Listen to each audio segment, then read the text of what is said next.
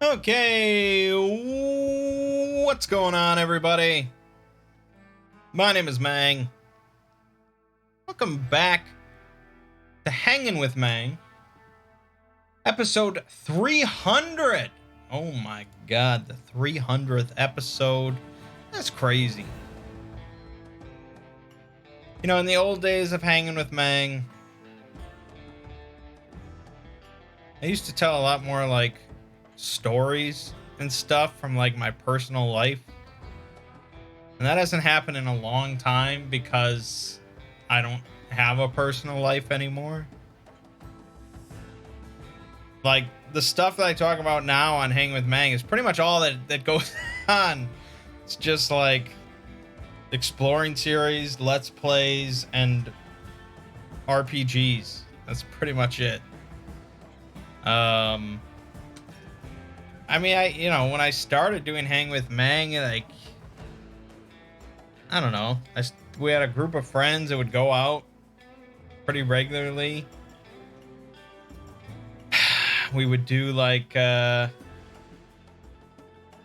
mean, we'd go to like Applebee's, but still, it was there were Applebee's stories. Now we don't even have that. It's a little sad. Anyways, I still like doing Hang with Mangg, even though I'm not telling fun tales of Applebee's. Today we're playing Desperados 3.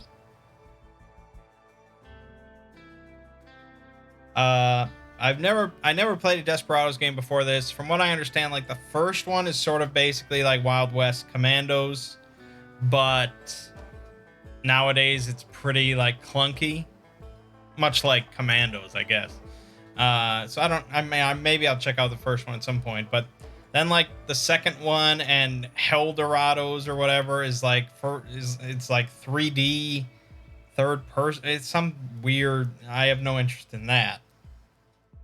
But Desperados 3 was made by the same people that made Shadow Tactics, which is one of my like favorite tactical games ever. I love that game. Played through it multiple times. So when I saw they were making this, I was like, well, I hope it's just like Shadow Tactics 2 Wild Wild West. And now it turns out it's Shadow Tactics 2 Wild Wild West. I don't know how it stacks up to like the other Desperados, but yeah, it just feels exactly like Shadow Tactics, but just set in the Wild West, which is exactly what I wanted, so it's perfect. I've been having a real blast playing through this game. I'm almost done with my first playthrough. You know, when I play these kind of games, I make it like a goal to kill every enemy on the map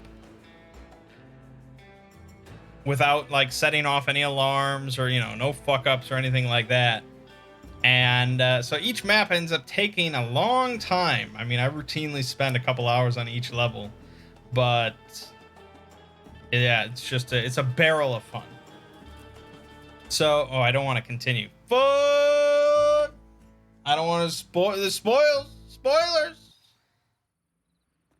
Spoilers. I just want to do like the first mission.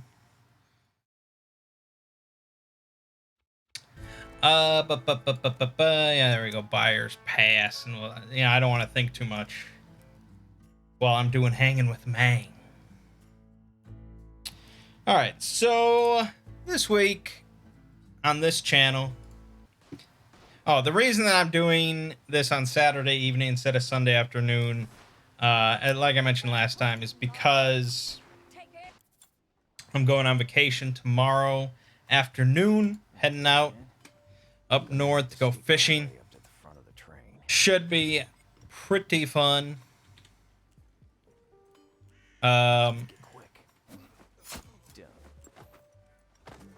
So that's that. But I have everything lined up for all my channels. Everything is set. The big flurry of activity before I have to head out. Gotta take him out from here. Better throw a knife. Wait a second. Sure thing. So this week on this channel, Need sharpening. wait, what the fuck was that? Not a problem. Gotta take him out from here. Better throw a knife. Oh, they wanted me to throw. Oh, I see. Yeah, I made it more complicated than it needed to be. There you go. This week on this channel, we had the end of Surge 2, Man, these folks sure came. I believe. Maybe that was last week. No, I'm pretty sure. Yeah, that was this week. Yeah, that was this week. Sure thing. I'm not losing my mind. That was this week. We had the end of Surge 2. We had some Dragon Quest 3, which that'll continue. That'll continue next week. And we had the start of The Last of Us Part 2.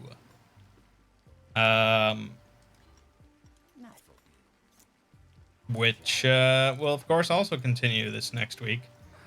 I've recorded a decent number of videos for that already.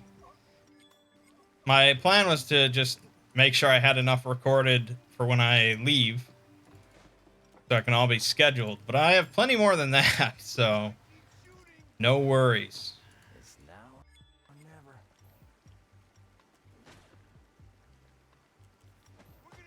Let's see who's the fastest draw.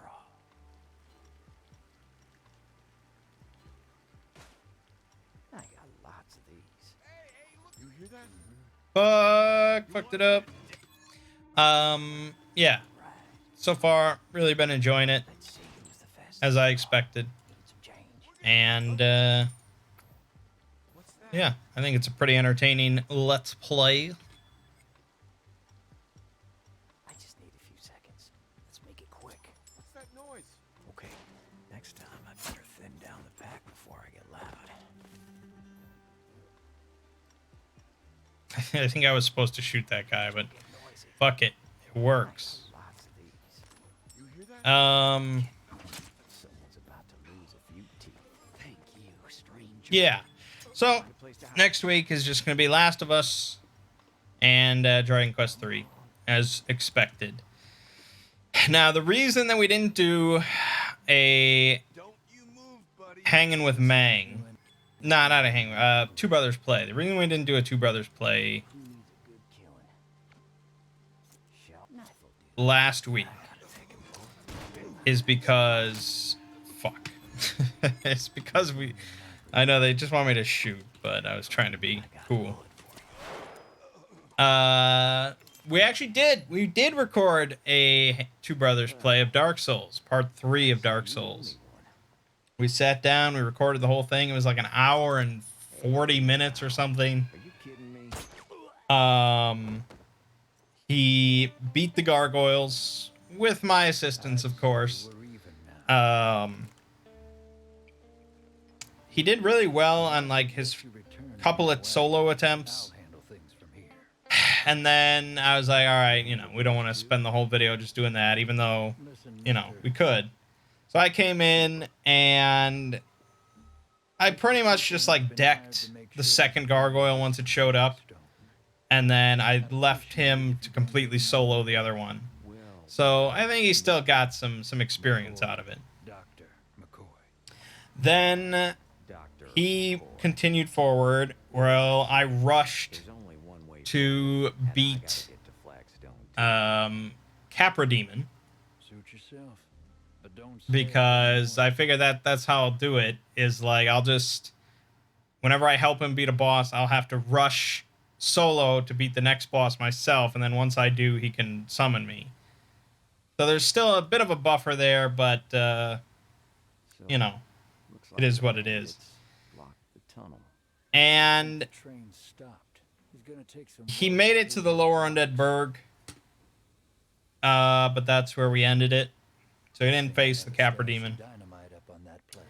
And Grab it and clear the tunnel. but then when I went to go edit the footage, I saw that none of the gameplay recorded at all. Fair enough. And I'm not that angry with OBS.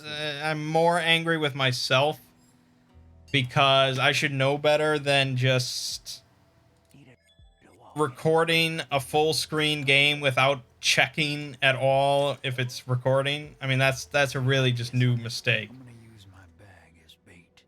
You just hide and learn. So, yeah, new mistakes. Head bring it on. Okay then, back in. Don't take it personal. I mean, it was a bummer. I mean, he still had the gameplay experience. We beat the gargoyles. He improved from when he started, so it's all good. It's just unfortunate. What the fuck? Someone's about to. We go. My climbing days are behind me, Mr. Cooper. Well, we'll figure something out. And then we would have a Two Brothers play tonight, except he passed out. Not remembering that I'm leaving on vacation tomorrow.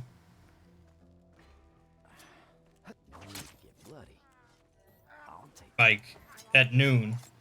Oh, shit. There we go. So, yeah. I guess it's just on hiatus for the moment.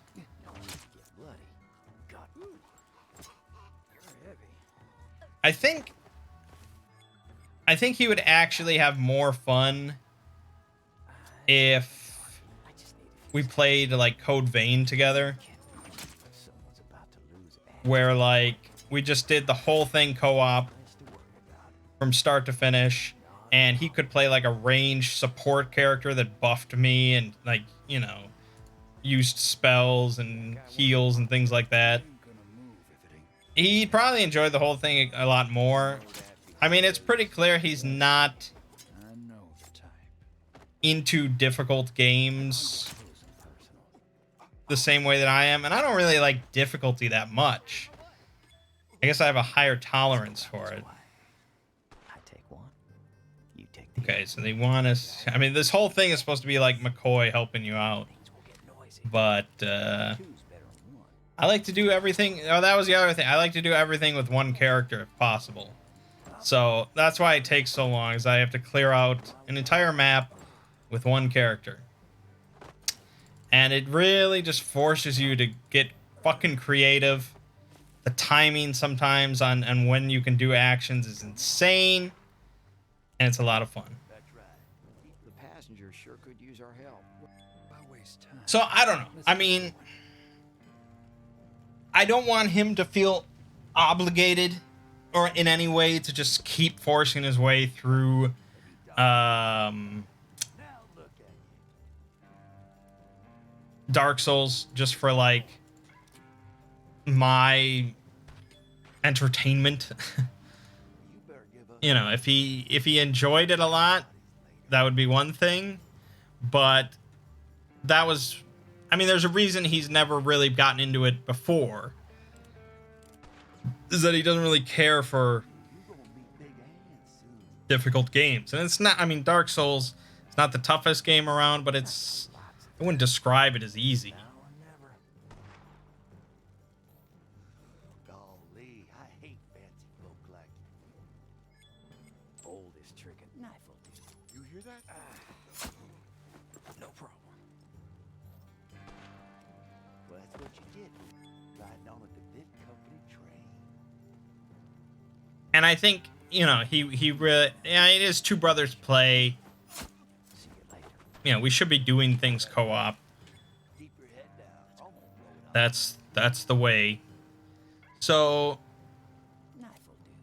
don't be surprised, I guess, if we suddenly drop Dark Souls and just play Code Vein, which is a Souls-like Let's make it quick. that we can play pretty fully cooperatively, Thank you. and that I have not beaten. Now, stay put. You know what caused the glitch at the end of the last Dragon Quest episode? Yes. I talk about it at the start of the next one, but basically, with the English translation that I'm using, that character is just broken. See, And heart in there somewhere. from what I read, like there is a fixed version but I thought that I had the fixed version, and I apparently don't. Looks like we made it. So, Still need the dynamite to clear the tunnel. and I couldn't find like some other fixed version. I don't know.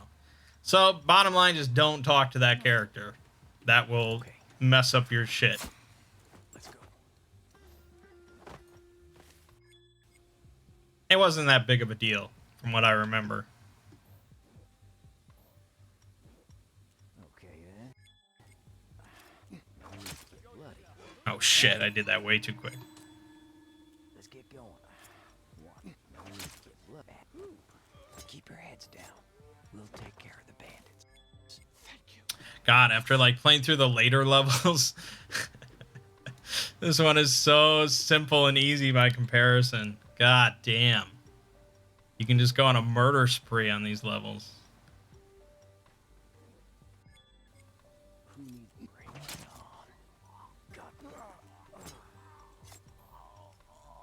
on? Yeah, but I mean, I've played through a decent chunk of Code Vein now solo, and I thought it was pretty cool. But I can definitely see, I would definitely like to have a support character with me that would throw out buffs and debuffs and things. That would be very cool. We'll take care of the bandits. So we might pivot. We might pivot.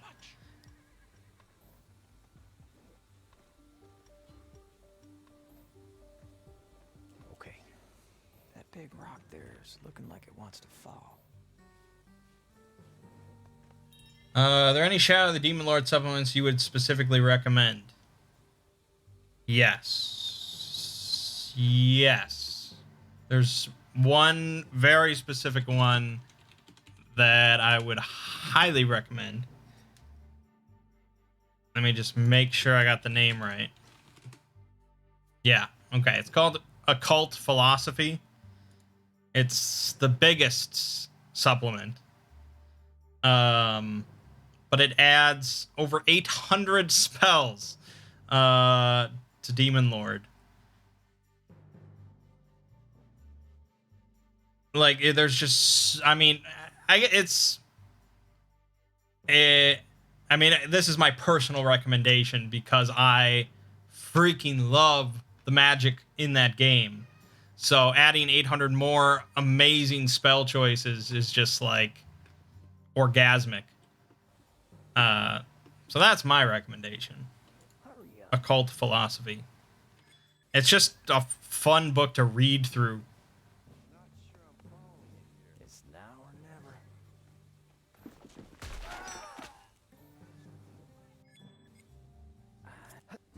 Someone's about to lose a few teeth. I'll take that. Sure thing. Whoop, whoop, whoop, whoop. Okay. Bring it on. Back in business. What was I talking about? Oh yeah, Code Vein, right? So we'll see.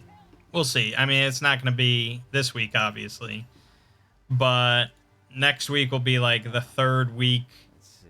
3 week. I mean, he's going to be so fucking rusty in Dark Souls. It's going to just be painful. I don't know. I don't know, man. All right, here we got to incorporate a little advanced technique. Let's make it quick. Don't take it There personally. you go. I'm not hiding anything, miss. Come on. Who needs a good... I need more time. No need to get bloody. Got him. Scratch one. Eyes on the juice. Get bloody. I wonder if I could have saved his life. In business. Maybe. What was it? Oh yeah. Okay, so that's what's going on with Make it quick. Mangg's LPs. One less to work. Over on the Exploring series, I released a video about Lose a few. I'll take it. Major Alexei Belitrov. Shall we?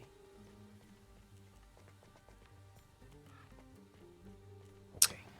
And I've lit the fuse. I guess I gotta watch that.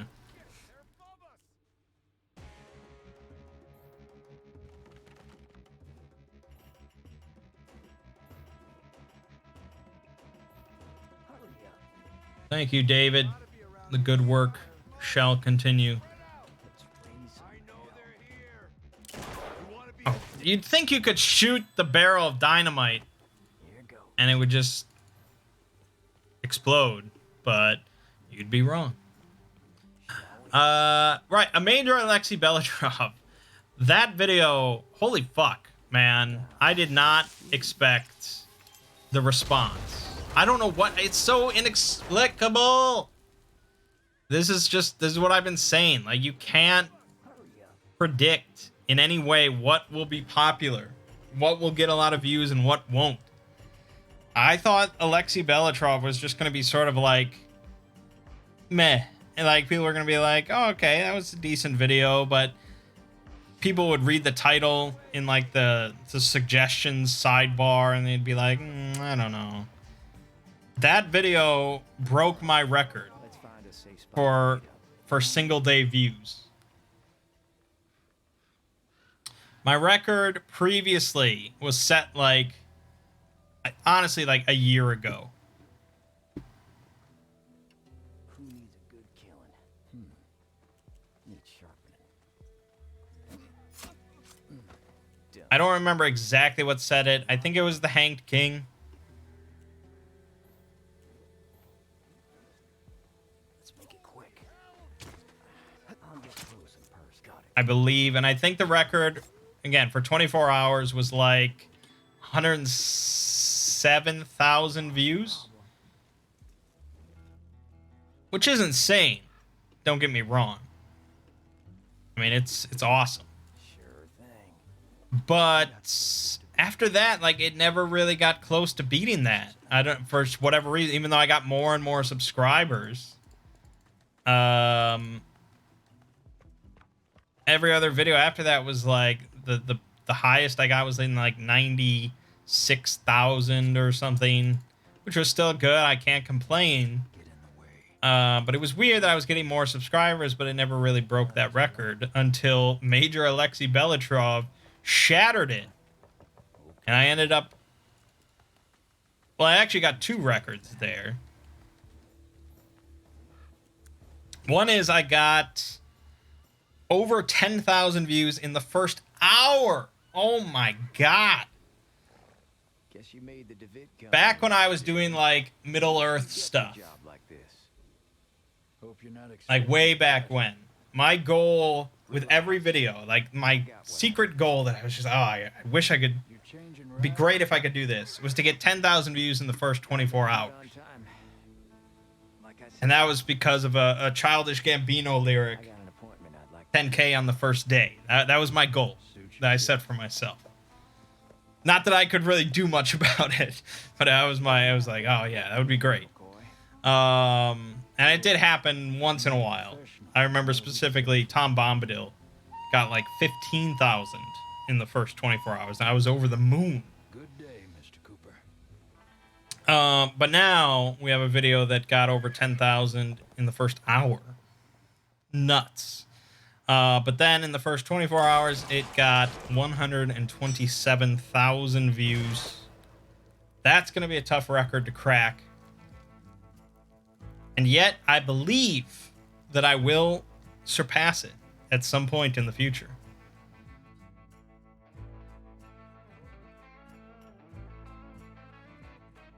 Yeah, so it just got an absurd amount of views in the first day, and it sort of continued. I mean, right now, it's sitting on 268,000, which is very good.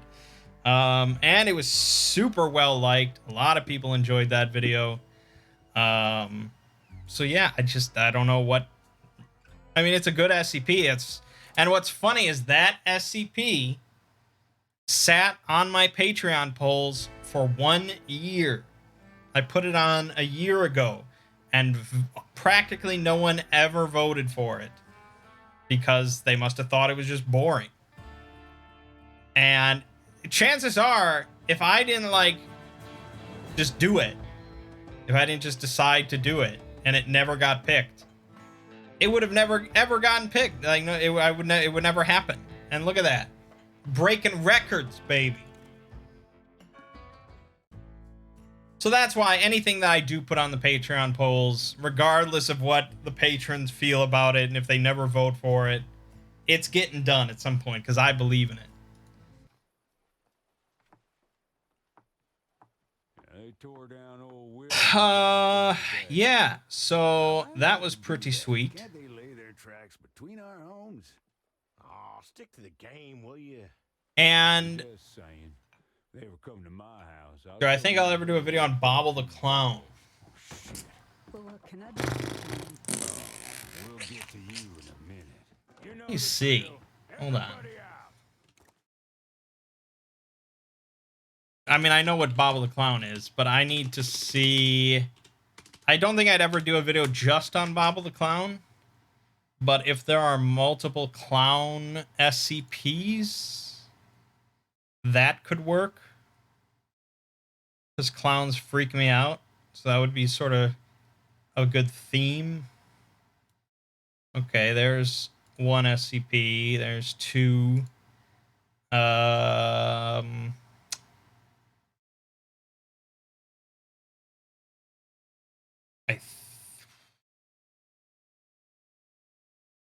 That's not really a clown SCP.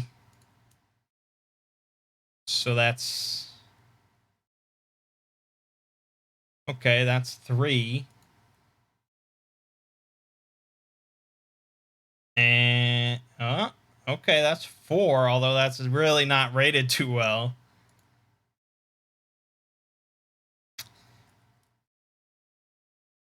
So maybe. Maybe.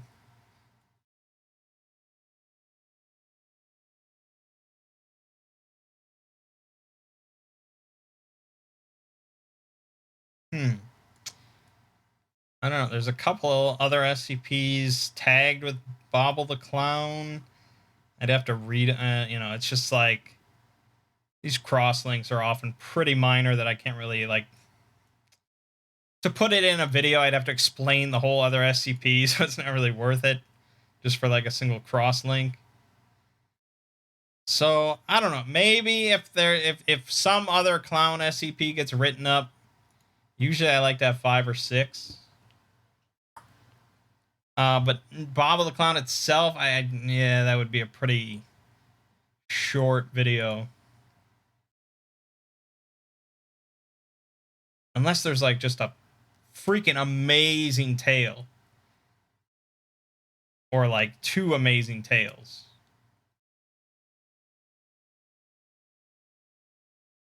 That's pretty much how the process works, I guess.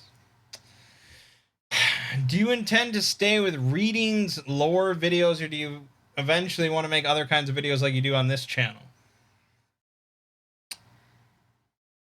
Do I want to stay with videos that pay me money or make Let's Plays that don't? I mean...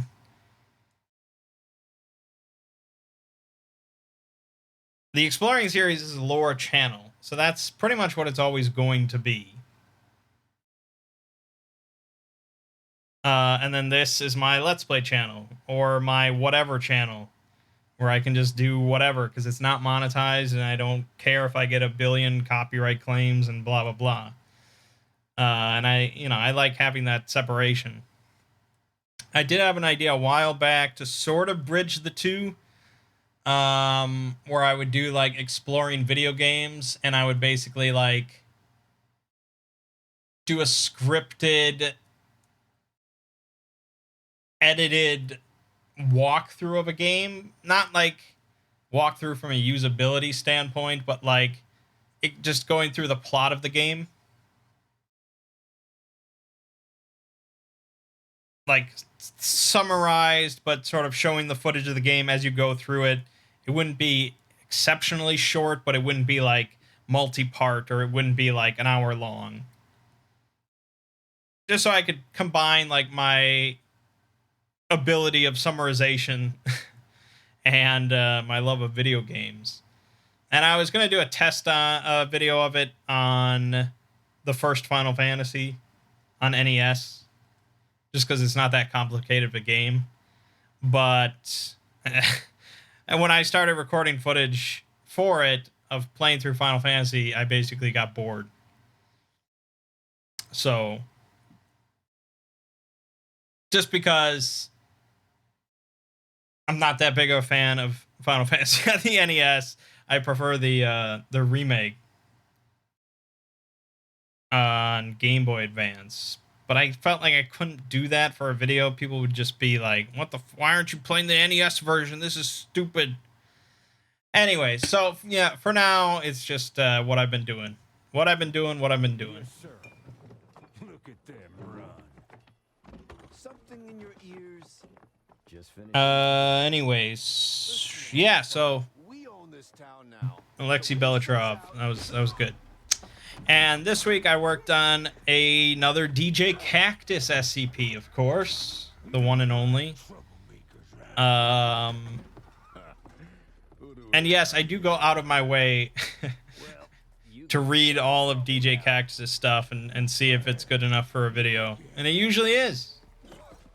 I'm a fan of his writing and his concepts, and they tend to make for good videos, so it works out. And DJ Cactus himself is a big fan of the Exploring series, so it's all good. It's all good. Drink. So do I. So the one that I worked on this week is 4935. Gracias, senor. It's basically his take, his entry You really should. for the End of Death canon, They can try. where humanity loses the ability to die. Wrong people, huh? So it sort of takes place. It takes place in a future timeline where the End of Death has been going on for quite some time. So it involves End of Death and a little bit of time travel, Besides, you owe me one. and I enjoyed it. Let's get out of here. Come on, out the back. So that should be good. Maybe it'll break viewing records, or maybe it'll just be like, meh. Who knows? I have no idea. I learned a long time ago that how much I like a video that I have finished working on has no bearing on its popularity. These guys are out. Most of the videos that I really love that I put out did not do that well as far as viewership goes. Few of them. But that's all right. All right, fine. But I hope you've got a plan. Some of them have. The Cthulhu Mythos in Bloodborne Nobody will bother us if we stay among the townsfolk. was Got room to breathe. a product of love, and it seems like it's been well loved. Heads are we bashing in? Moving on then. Real tough guy. Right now, The video that I have prepared so that I can take next week off is a reading video of The Stars Do Not Wait for You, floor of the flagstone, one of the more popular tales on the site. watching the girls dance. And Then really, it's one of the few higher rated tales that have no dialogue. up and down church. As far as I can tell, one of the last highly rated tales that doesn't have any dialogue. He's a real asshole. Had And his it's not like head down. I couldn't find people to do voice acting for me. We get rid of them. I've gotten multiple offers, Finish our drinks. but it's like, Much of a plan, Hector. I just kind of like putting out everything myself. Let's get it over with. You know, I like being solely responsible for the product. And two, you know, whenever I do a reading video, it's because like I'm about to go on vacation. And so I prepare it alongside my normal video, so I'm doing double work. And I basically just like to slap it out. You know, I don't want to do all the prep work, you know, and the coordination to get voice actors involved and to handle their lines, and it just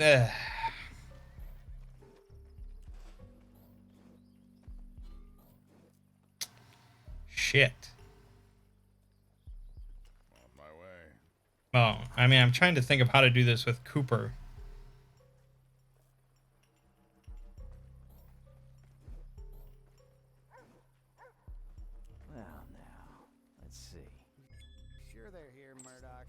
Yeah, that would be... I mean, I can't kill the long coat with Cooper. I got lots of these. You hear this? It's now or never.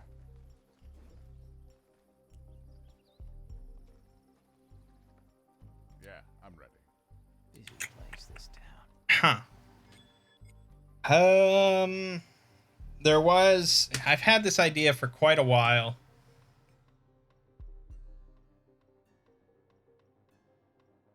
Of,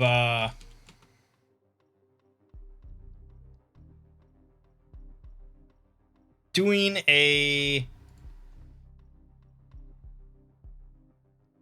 basically a reading video. I mean, it wouldn't be for a tale. It would be for an SCP, but it's an SCP that's basically just a tale. And it's SCP-3043. And the SCP takes the form of like a screenplay of like a noir film starring this main character, this noir detective, this hard-boiled guy named Murphy Law. And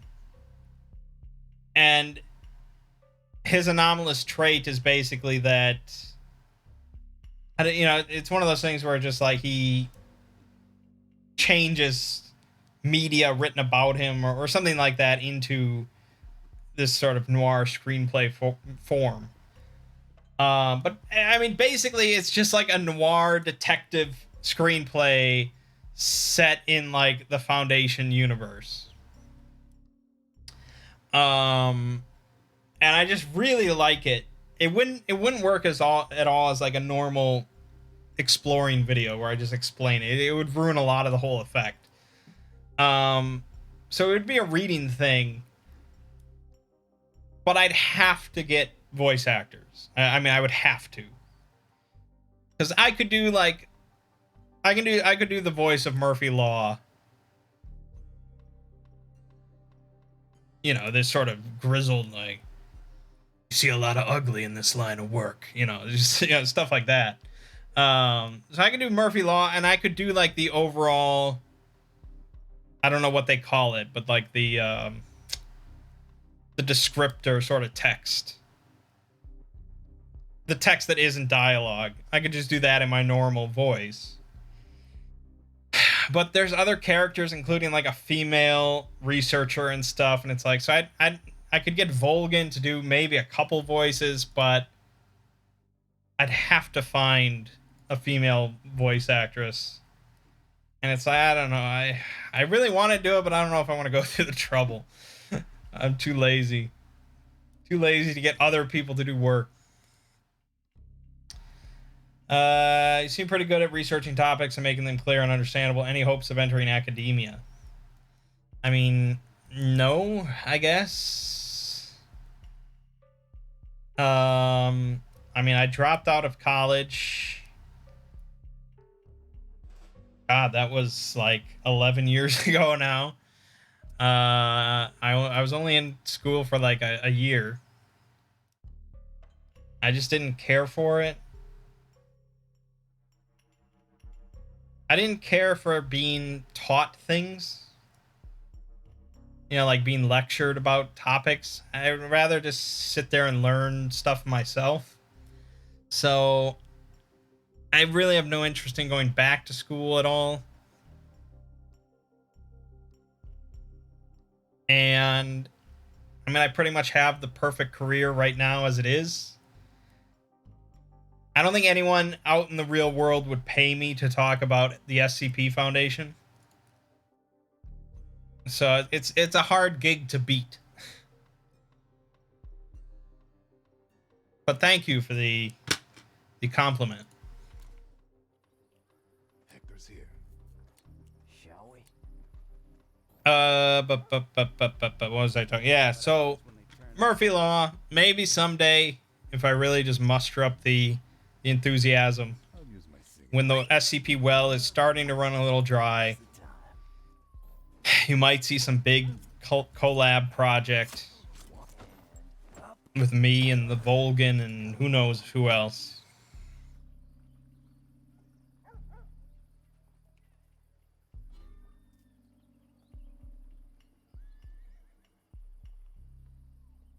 I'm here, amigo. Let's lure someone. Hombre. Middle of nowhere. Let's make it quick. What the? Okay. All right. I guess we could talk about role manging. Remember, leave the big guy to me. He got you once already. He's all yours. We started up our Dungeon World campaign. Doomfall, I believe, is the name of it. Hey, is it? Keep your head down. And as I mentioned, I'm playing a villager, Relax. a peasant, basically, a commoner, with no special abilities whatsoever. Great plan you have there. And I'm happy to say that I did not die in the first session. Of course, I avoided all combat of any type. On my way.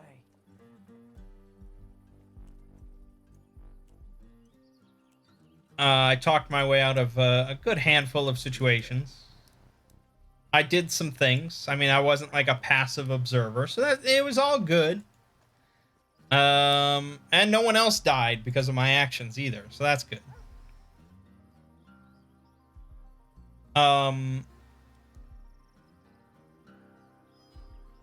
So we are playing.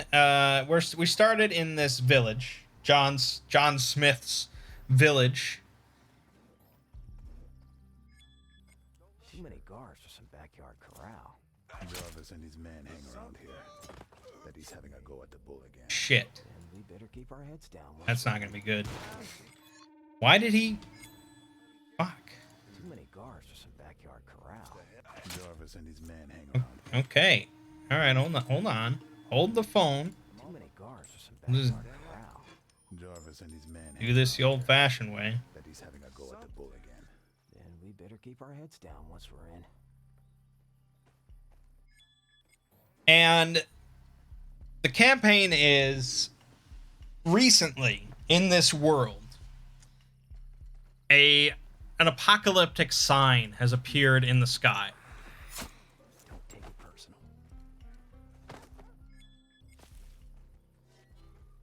Who needs a good brain? And humanity has not been taking this sign very well. Glad I'm meeting your expectations.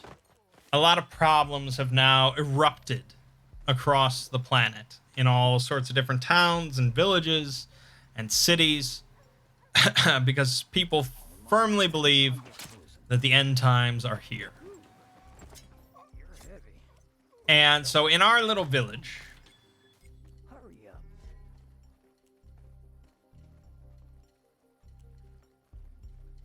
It looks like Jarvis here has been working that bull all day. If that bull gets angry, we're in for a show. Like that one time in El Paso. Or like every time in El Paso. Knife. hold on. I'm gonna pull off some tricky shit here. Wait, what? Oh, God. My depth perception is... I mean, it sort of looked like... Okay, yeah, I can see. In our village, there are 3 main parties trying to take over control of this village. I don't know why they're so interested in controlling this village of 900 people. It's mostly like farmers and stuff, but that's the way it is. So the one party is the current mayor, who has been sort of strictly rationing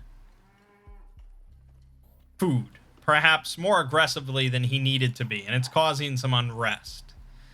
And the thing is, of course, he's stockpiling food because, you know, there could be this scarcity because people are just losing their minds, and everyone wants to stockpile food.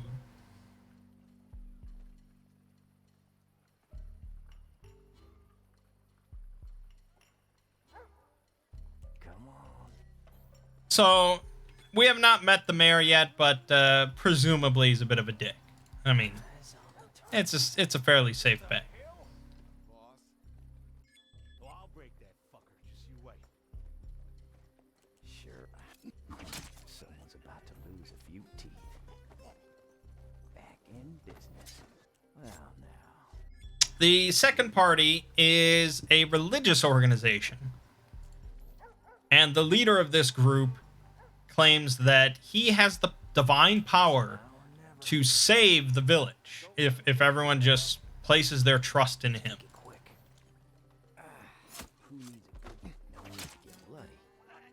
I'll take that. We have really not met anyone from this group Looks like either. Jarvis wasn't such a big shot after all. 1 down, 3 to go. Oh, the things you dragged me into. We've been through worse. The third group is called the Commune. And this is a The place is closed. The whorehouse. Townsfolk can't go in since Marge took over. group of villagers. These are just common people that Way in. Let's go. believe that food should just be equally distributed among everyone. They're basically the Communist Party. That's why they're called the Commune. And this is sort of the group that we've aligned ourselves with because they were the first ones we met. And John Smith can sort of agree with their vision that everyone should have an equal share because he's just a common man himself.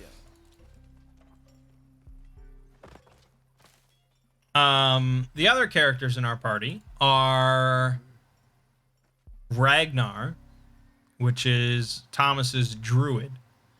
We have Mert, who is Mert's bard, and we have fuck.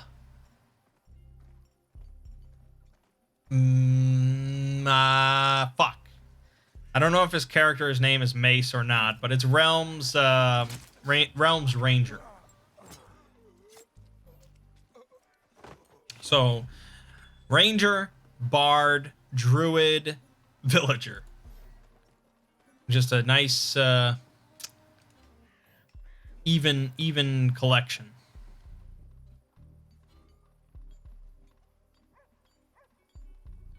Let's get going. Watch and learn. Okay. Let's go. Check out this whorehouse. We're just building in town. This place reminds me of the one in Deadwood.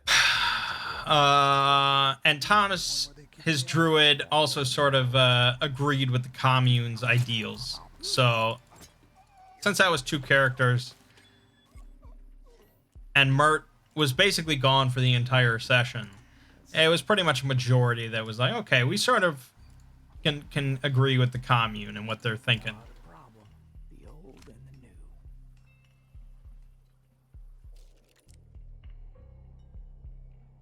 I got a bullet for you. Are you done showing off? Someone needs to get things done around here. Oh shit. Of course, I completely forgot the other side of this. Yeah, that would be a little trickier.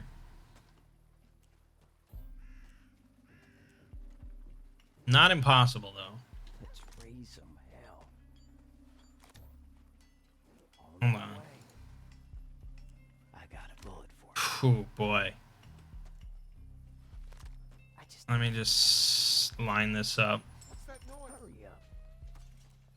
Ready for action. No, we'd have to be... Fuck. Oh, my God. Yeah, we'd have to... I don't think that's going to be possible. Alright. Then we'll try to just do this the old-fashioned way. Sure thing. Oldest trick in the book. Not Pretty simple. one less to worry about. Okay then. So anyways, before the start of the first session, we're informed by Ziggy that Scratch one.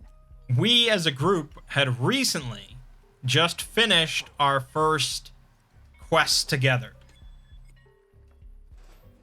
Not a problem. We had been tasked by this nobleman within town, of which there probably isn't many. It's a farming village.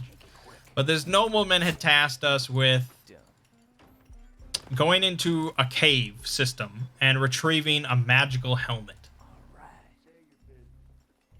And so that was like the pre-session. That's what we had done as a group together. So we didn't actually do that. Like, we didn't play it out, but that's what we had done. Okay. So the session started with us standing in front of this nobleman's house with the magical helm in hand.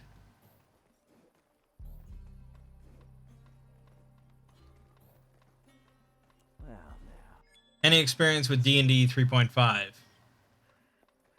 Although you said Dad 3.5. I'm not exactly sure what you mean. I don't have any experience with Dad 3.5. But D&D 3.5 was technically my first D&D edition many years ago. Ziggy had played it a good number of times. Okay. Like, before we really became good friends. I mean, there was a period there where we didn't hang out that much. Nice place. It'll be tight getting to Marge. Fuck. She's on the top floor. So he had played D&D 3.5 a few times, a good number of times. And then at one point he introduced me and a couple others to D&D using 3.5. And that was like my first experience was this like one shot basically with him DMing and me and one other friend.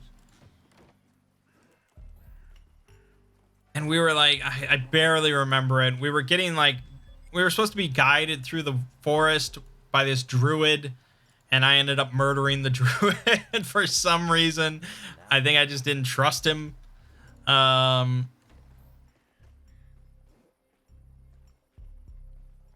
goes. And then we had like some big fight with some bandits in the woods, and I think it was my buddy who was playing a wizard, and he like jumped up on a table and cast burning hands on everybody, and we just coated the entire camp with flame. It wasn't like, I mean, we were like 13 maybe. I mean, it was like 13-year-old D&D stuff. It was not next level playing. But yeah, it was really awesome. I mean, we still talk about that shit. It's not. Because it was just like, there was nothing else. There was nothing like it, you know? There was nothing like it. And I think at the time, I don't remember, I don't know if the timeline exactly lines up, but it was like Fable had come out on Xbox. And it was like, oh, it's so cool, it's Fable, you know, your actions mean things and blah, blah, blah. And it's like, dude, fucking D&D. And yet D&D didn't really catch on for us. We really did not play it after that. I remember being really enthusiastic about it at the time. I bought the Player's Handbook for 3.5 edition, and I spent nights just sitting there writing up characters and just making all sorts of different characters. Anything I could think of. It was like, oh, well, what if I did this? What if I did this? And what about this kind of character? And yeah, I just made up countless characters. But we never played again. We never played again. That book like went completely unused, other than me just making up characters.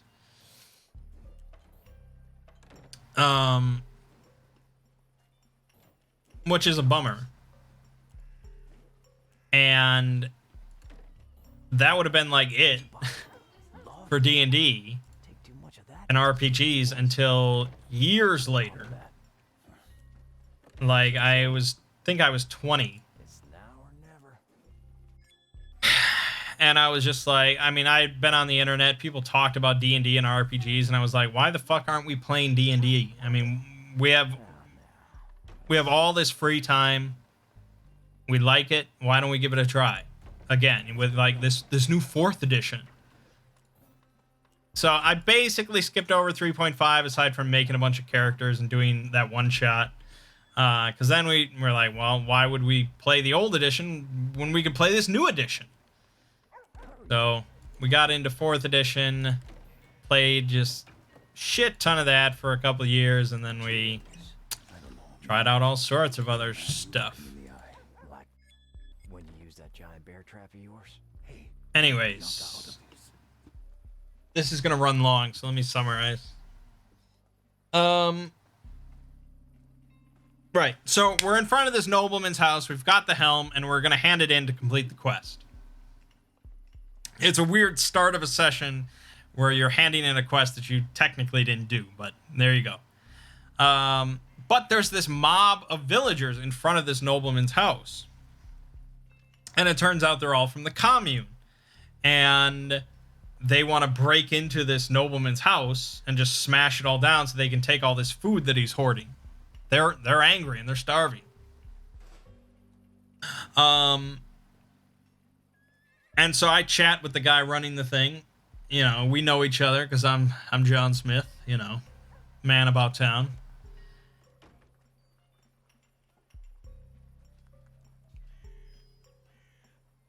And I basically, like, sort of incite a riot a little bit. I'm like, well, why don't you just, you know, smash down the gate? There's plenty of you.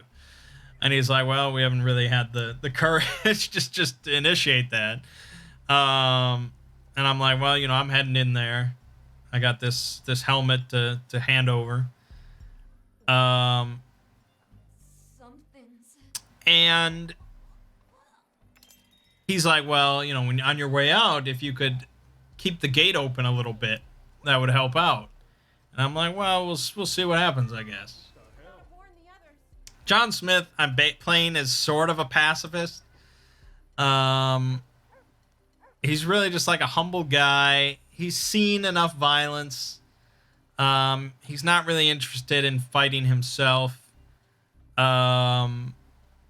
just sort of wants to see the world. You know, he's lived in this village his entire life, and he just sort of wants out. He wants to see this wide world out there, and so he's hooking up with these adventurers because he figures that they'll take him into the wide world. And so far, he's already gone into this cavern and found a magical helm, and he found a magic scroll, which the nobleman translates for him and tells him can transmute metal into silver, like solid silver. That's what the scroll is. So we get into the nobleman's house. We're let in. The mob sort of disperses because they are now under the assumption that John Smith is going to hold open the gate. And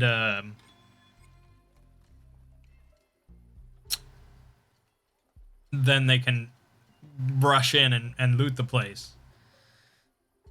So we talk to the nobleman.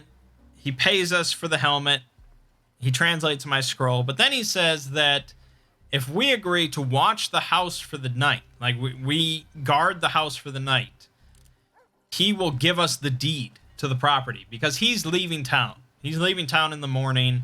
He believes that, you know, the place is about to get raided, so he wants some extra guards on hand in case that happens. But the problem is, you know, we're not really on the nobleman's side. I want to get out of town as well, and we don't really know what to do with this property if we got it. It's not that important to us. Property usually isn't in a D&D game. It can be, and I have played games where we're very interested in buying up property and loaning and, you know, leasing it out to people and making money, but nah, that's not really what we're interested in right now. So we basically decline, and we walk out, and as they open up the gate so we can get out. One of the guys opening up the gate, one of the guards, Ziggy tells me that I recognize him as a guy named Billy. So I'm like, oh, Billy, how you been? And I sort of basically stand in the gateway and just sort of like innocently chat with Billy. And the mob that has been watching this situation notices that the gate is now open, and so they start rushing. And Billy's like, "Oh, John, I gotta close the gate." And I pretend not to really notice until the mob rushes through the gate.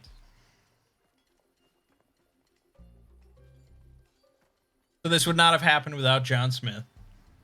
But I don't want any violence on either side. You know, like I said, John Smith is a bit of a pacifist. He doesn't like that bloodshed. So the guards are reaching for their swords. The mob is mostly unarmed except for like one of them, but they have, you know, fists, and they could mob these guards. And so I tell Billy to like lay down his sword. You know, they're not gonna hurt you. Just trust old John Smith. Just put your weapon down, and they don't, you know, they're not interested in hurting you. They're interested in food. So I roll well on my parlay. He drops the sword. The other guy doesn't even draw his sword. And sure enough, no one gets hurt as they rush into the house. And the two guards at the gate, they basically just like, Billy thanks me, and then they just leave. It's like, well, their job is done. And so our job was done. We left the property. Not exactly sure what happened inside the house, but that's not our problem. And we pretty much just hang out at my house for a while until the guy that was running the mob of the commune comes and visits me. And he's like, "Oh, you know, thanks for the assistance, John. I'm glad you're a supporter of the cause. We want you to come down to a meeting tonight at the tavern. One of our head guys is going to be there. He wants to talk to you." And I'm like, "Okay, you know, sure. I'll you know, like I said, I like the commune and their ideals. Not me, but John Smith does." So we all head down there. We meet up with some commune guys. And they are basically talking, they want John Smith's help in taking over the town.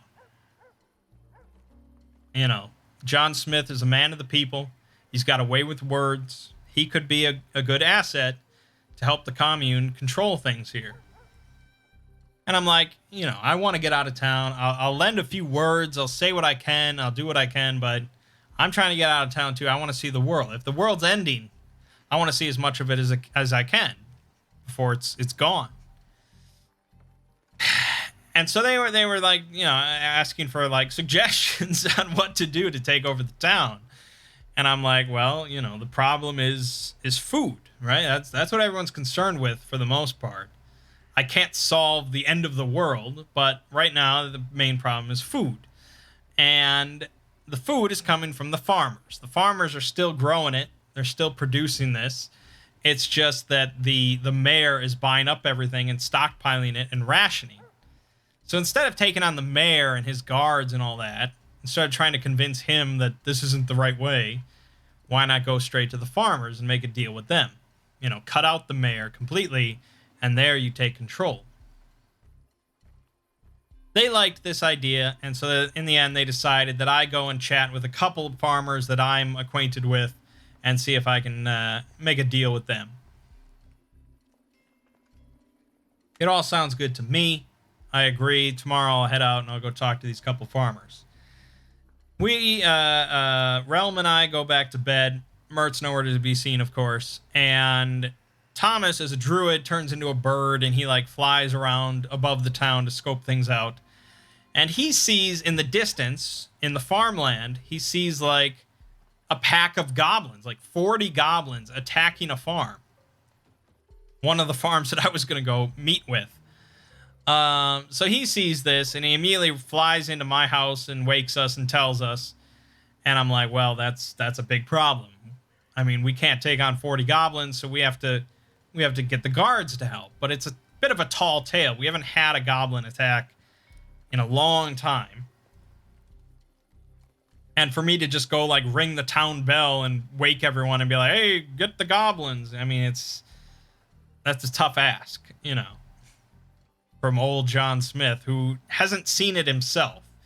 He's not, I mean, he trusts the druid because he went on this quest with him, but maybe he's not sure exactly what he saw, or, you know, John Smith didn't see it with his own eyes. That's important for John Smith. But there's no time for him to go out and see it, so he goes over to find, he goes over to, like, one of the guard houses, and he finds another guard that he's acquainted with named Ronald. He tells Ronald there's goblins attacking a farm. Meanwhile, Realm and Thomas rush off on their own to go combat the goblins, which I didn't advise, but that's the way it is. I think Mert also goes with them. Ronald comes down from the guardhouse with the guard captain, who immediately says that, you know, Ronald told him what I said, but I am under arrest for inciting a riot or something at the nobleman's house, because there were eyewitnesses that said that I held open the gate so that the mob could rush in and take over the house. And I said, well, I think I was standing in the gateway. I was talking to Billy. I don't know anything about aiding and abetting a riot or anything like that. You know, I tried to talk things through, and I'm like, I know it's a tall tale with the goblins, but I believe my friend, and I think it's worth sending a small group to check things out. And so I rolled parlay. I rolled fantastic, of course, so he believed me. He didn't place me under arrest, and I went along with a small group of guards to go check it out. We get to the farmhouse. The goblins have moved back into the forest. The farmhouse is decimated when we arrive, but it's clear that goblins attacked this, so the guards have their proof. But there were 40 goblins. That's too many. That's too many even for this small group of guards and the group of us. So I'm like, you got to go back. You got to get more guards. You got to handle this. And they're like, okay. You know, they rush back to town to go get more guards. Meanwhile, Realm and Thomas, for some reason, believe that they can take on 40 goblins by themselves. Let me clarify. It's not impossible in Dungeon World for level 1 characters to take out 40 goblins or the majority of 40 goblins. It is not impossible. I mean, nothing like that is impossible, but it is very difficult, especially without a lot of time, without a preparation, resources. These things are difficult. It requires very precise planning and good rolls in order to achieve. Rushing in and trying to just combat them, that's not really going to work. Now, they didn't quite rush in.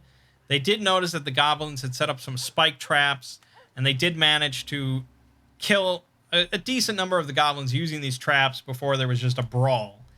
But once the brawl went going, it wasn't pretty. And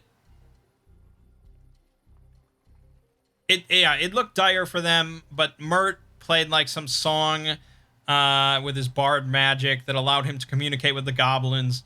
And he basically just said, like, oh, if you if you stop fighting, we'll stop fighting, you know, and we can all live, because there's a lot of guards on the way, and they're gonna fuck you up. That's basically what he said. And he actually failed his parlay roll. He rolled a 6, and Ziggy's like, well, you speak their language, so I'll give you a +1. And it's like, speaking their language should be like just a requirement. I mean, there shouldn't be any bonuses. So you got a 7. And a 7 for parlay is like, you can convince them to do what you want, but they're going to tell you what it requires. And it's going to be costly or tricky or distasteful. Ziggy basically ignored all this, and it was just like, okay, they agree. And they all wander off into the forest. They all leave. And And I confronted Ziggy about this afterwards, and I immediately just was like, you just wanted that combat to end. Because it was like 11 o'clock at the time. It was way past we normally end the session. And he's like, yeah, that was a part of it. So he basically gave them a mulligan for being stupid and trying to take on 40 goblins by themselves.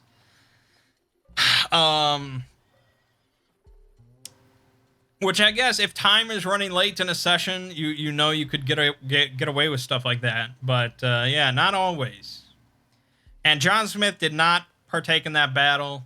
Again, I told you, he's sort of a pacifist, which is part of his philosophy, but it's also pragmatic. He only has 7 HP, whereas they are all rolling with like 16 at least, or more like 20, 24. He could easily die in 2 hits. And he has no special combat abilities whatsoever. And he has no weapons or armor whatsoever. So, like I said, it's a challenge. He's not meant for combat. And I subverted the combat, or I was planning to. I was planning to have the combat solved by having 30 guards come in and do it for us. But not everyone appreciates that. Some people want to be in the thick of things. They want to, I don't know, they get some sort of gleeful pleasure from personally slaughtering goblins. I don't get it, but to each their own. That's why I didn't try and stop the combat or anything. Anyways, that's where we ended.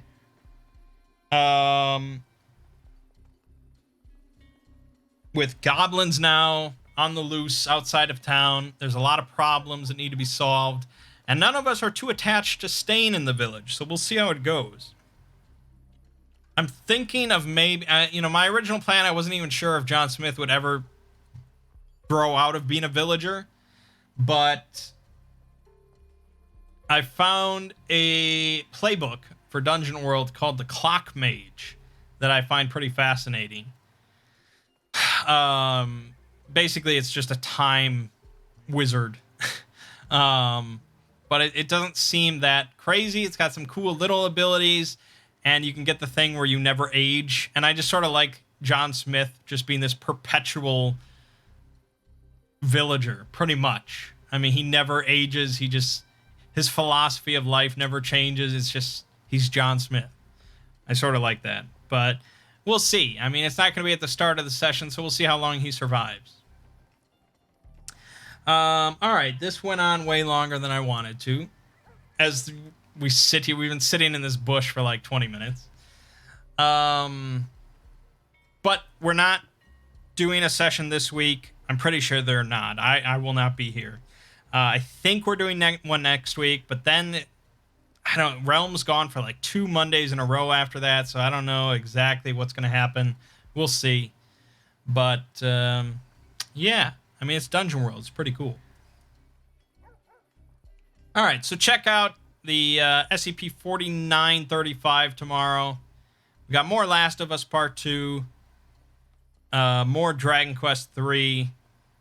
When I get back next weekend, hopefully have some interesting things to say about our fishing trip, but maybe not. Maybe it'll be completely uneventful and just enjoyable. You never know. My name is Mangg. This has been Hanging with Mangg. I'll see you fine folks next week.